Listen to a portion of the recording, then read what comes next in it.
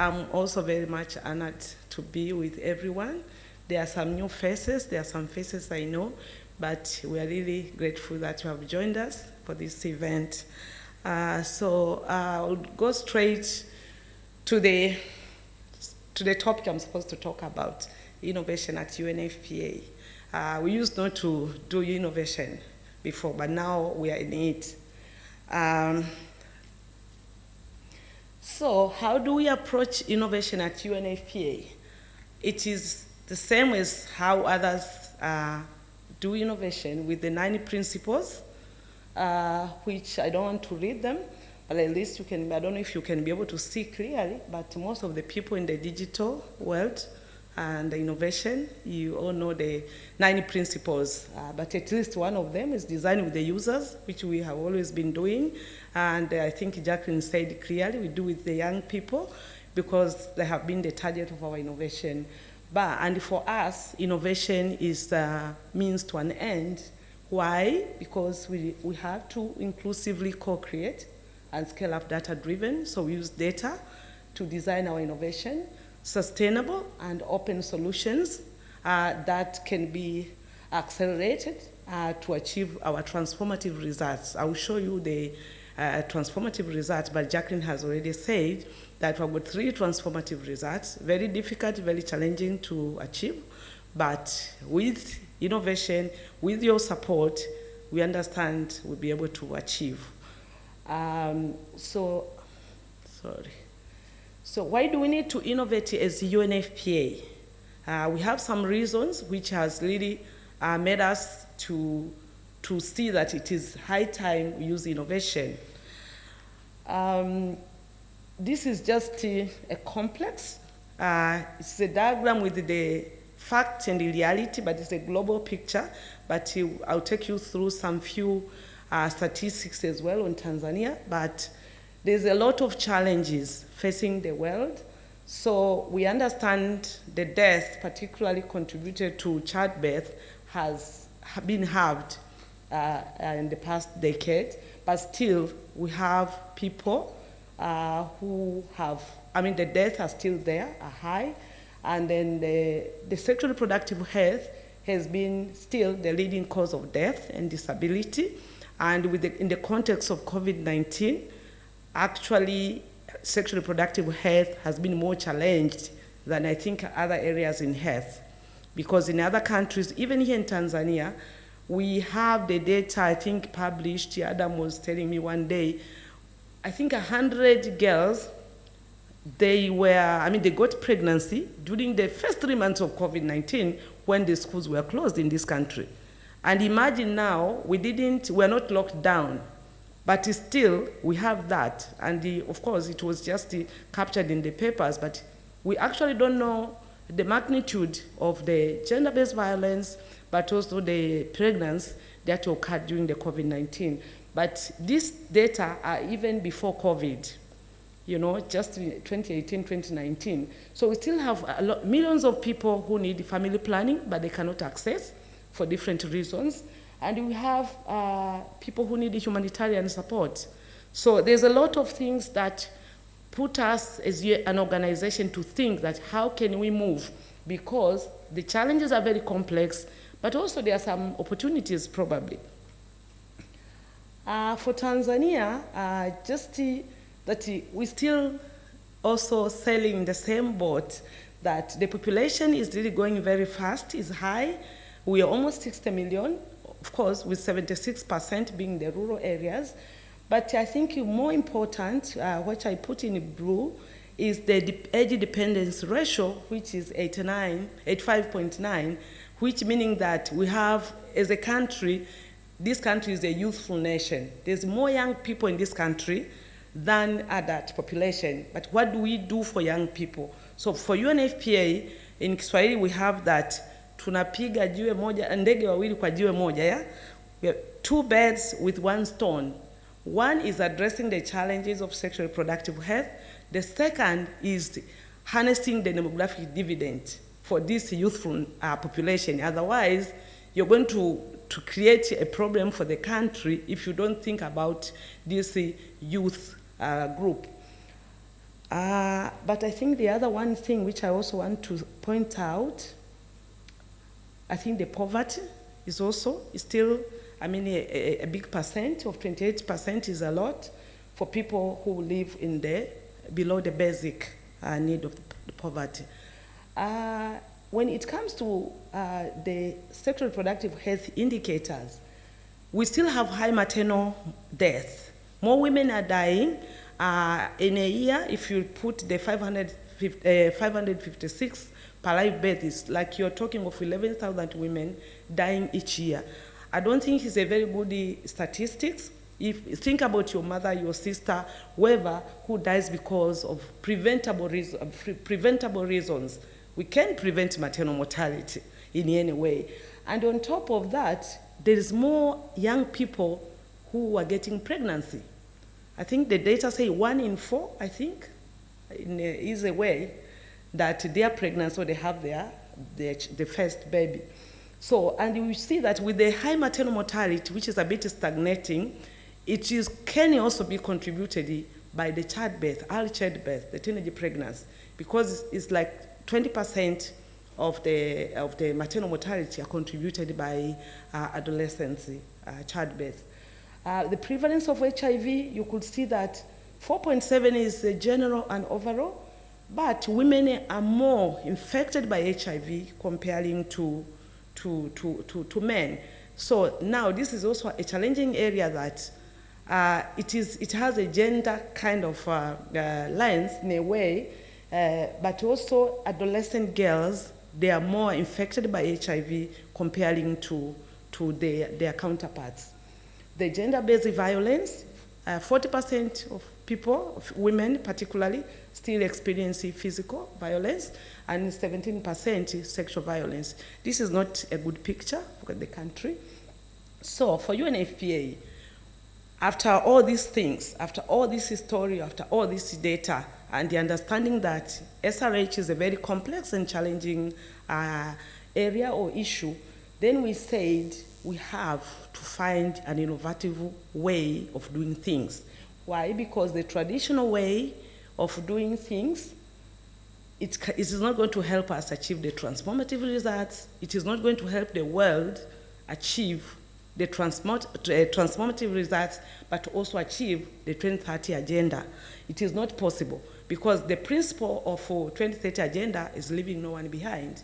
So if we have all the data, young people cannot access it, sexual reproductive health services. Young people probably are the majority of the population.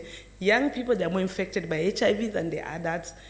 Many issues, I can name them, meaning that there's certain group of people are left behind. So we don't need to leave behind if we really want to achieve the 2030 agenda. And you know that innovative approaches are needed to turn these challenges into socio-economic ventures that can make a positive impact. And we hope that will happen. So probably I will look a bit on our direction in terms of the innovations. So in our strategic plan, the current strategic plan, which is ending this year, we have 4 areas which we put like an emphasis for us to be able to innovate. One is, to promote innovation, because it is really not something which we used to. So promote innovation by creating the innovative solutions. How do we create the innovative solution? So that is one area. But also with the partners, as I say, develop with the users, we are able to identify the bottlenecks, but also scale up innovation that have proven to be successful. And that's why today in this workshop, apart from us sharing the experience of AMWA Accelerator with the Sahara, we open also ideas and experience and learning from other people who are implementing innovations that have proven success in the area of sexual reproductive health, gender-based violence. So partnership is key to us to be able to really reach where we want to go, but also as an organization, as UN organization particularly, how do we nurture the the culture of innovation. So this was also an area we said, no, we have to train our staff, train everyone, you know, and some countries have been champions, including our country office, and we thank our rep, Jacqueline. I think that's why she's here. She has been really champion and supporter of innovation. That's why it has been able to move. Now this is 5 years. We are proudly saying that we have done a lot. We have done a lot, and I think we'll hear the testimony from some of our partners, but it is also because of her support. So probably within that, I don't want to repeat this. This is just kind of what I have just said in the previous slide, but it's more a bit details with some of the additional things what we have been doing to be able to achieve each one of the specific elements of the innovation focus. Then how do we make it happen? How have we been doing to make it happen? One, we did the ecosystem mapping in Tanzania, and at that particular time, our country didn't have many stakeholders that are really working, particularly in this area. I think Adam knows, we really struggled almost, I think, over 6 months, trying to find who can we partner to be able to implement, because we had already designed the Innovation Accelerator at the Unfpa, meaning regional office in South Africa. But then we try to work at the country level, but who is the partner to partner with? So we did the ecosystem mapping, and then because we wanted to know who is in the innovation space, then we did donor mapping to know actually which donor have lines of funding dedicated for innovation, because many people kind of not very important, but probably important, but sometimes they need to articulate and see if it can work. Because sometimes you think about innovation is something you have no answer. When you are thinking, you have no answers, but as you go on, you get answers. But the third thing we did is to map the bottlenecks. So when we did with the government and some of the stakeholders, we were able to identify challenges in our mandate areas that require innovation. And that was clearly said during the challenge definition days, but consultation with the government and stakeholders.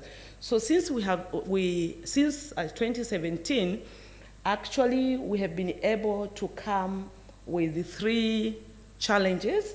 And one was the, no, sorry. No, the intention of the bottleneck is to look into the challenges that link to our transformative results, And these 3 transformative results have been said by Jacqueline. So there are 3, and this is our aspiration to be able to reach by 2030. You could see that I have also a saying from Albert Einstein. Then, now I go back to what I've just said, that as we were doing the consultation and the challenge definition, we came up in different, in the implementation of different accelerator we have run in the country, because we are now in the 3rd cohort, if I can say that way. So the first one, when we started, it was immediately after the demographic health survey finding of the increase in teenage pregnancy. So the teenage pregnancy was an issue which everyone said, no, we need to do something. UNFPA, you have to do something.